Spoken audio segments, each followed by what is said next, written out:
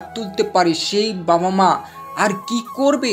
তারা কষ্টে দুঃখে মরে যাওয়া ছাড়া আর কি আছে? যারা জরাজীর্ণ একটা ঘড়ির ভিতরে থাকে, 2 বছর ধরে মাংস খেতে পারে না এবং 3 বেলা খেতে পারে না।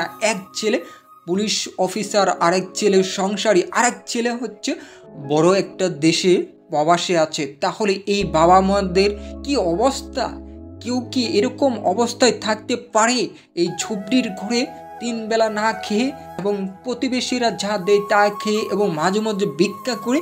পৃথিবীর ইতিহাসের সবচেয়ে কষ্টের ইতিহাস হচ্ছে যখন বাবা মাকে কোনো সন্তান সামাজিক অধপতন, বাবা মা এই ভিক্ষার সময় ভিক্ষা করে এবং 3 বেলা খেতে পারে নাই, 2 বছর ধরে মাংস খেতে পারে নাই এবং জরাজীর্ণ অসুস্থ হয়ে ঘরেতে পড়ে আছে, অথচ দেখার মতো কেউ নেই। কিন্তু যখন সেই ছেলে মেয়েদেরকে কষ্ট করে মানুষ করেছে এই ঘরে, কিসের জন্য মানুষ করেছে এই বৃদ্ধারা? শুধু তাদের বৃদ্ধার সময় যেন তারা দেখে, শুধু তারা দেখবে তো দূরের কথা, আরও মারধর করে। এটা পৃথিবীর নিকৃষ্ট ইতিহাস। যখন মানুষ করে ভালো শিক্ষিত করে আর সেই সন্তান যখন বাবা মা ভিক্ষা করতে পারে না কারণ শরীর জরাজীর্ণ, এই ঘরে কেউ কি কোনো সভ্য সমাজের মানুষ থাকতে পারে?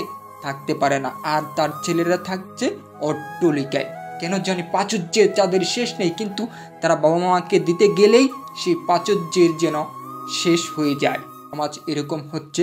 আমাদের সমাজে কেন বাবা মাকে দেখতে পারে না? কেন জরাজীর্ণ ঘরে অবস্থা করছে এই বিদ্যা? এটা বলতে পারবেন যে কতটা কষ্ট হলে মানুষ এরকম ঘরে থাকতে পারে, কতটা কষ্ট হলে মানুষ ভিক্ষা করতে পারে এই বয়সে, যাদের নাতি নাতিদের সাথে থাকার কথা ছিল